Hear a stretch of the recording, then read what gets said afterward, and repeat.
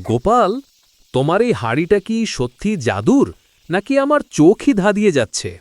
লোভ করলে চোখই প্রথমে ধাঁধায় মোটা বাবু।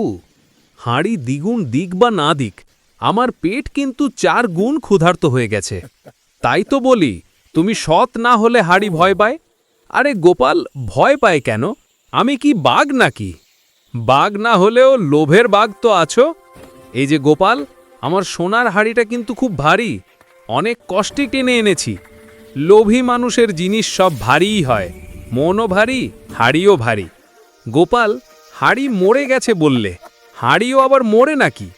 জাদুর হাঁড়ি তো, নাটকও করতে পারে, মরতেও পারে। গোপাল, আমি কিন্তু রাজাকে বলবো। বলতে পারো, তবে বলার আগে নিজের লোভটা একটু কমিয়ে নিও। এই যে রাজামশাই, আমার সোনা নেই, আমি ঠকেছি। ঠকে থাকলে ভালোই হয়েছে, লোভীরা আগে ঠকলে পরে বুদ্ধি আসে। মহারাজ, হাঁড়ি মরেছে তো কি হয়েছে, মোটাবাবুর লোভটা কি আবার বাঁচবে?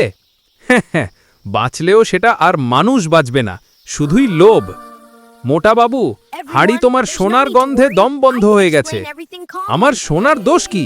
সোনার দোষ নেই, তোমার লোভের দোষ আছে। আচ্ছা গোপাল, তুমি কি হাঁড়িটাকে বাঁচাতে পারবে? হাঁড়ির নয়, তোমার লোভ বাঁচাতে গেলে আমাকেই মরতে হবে।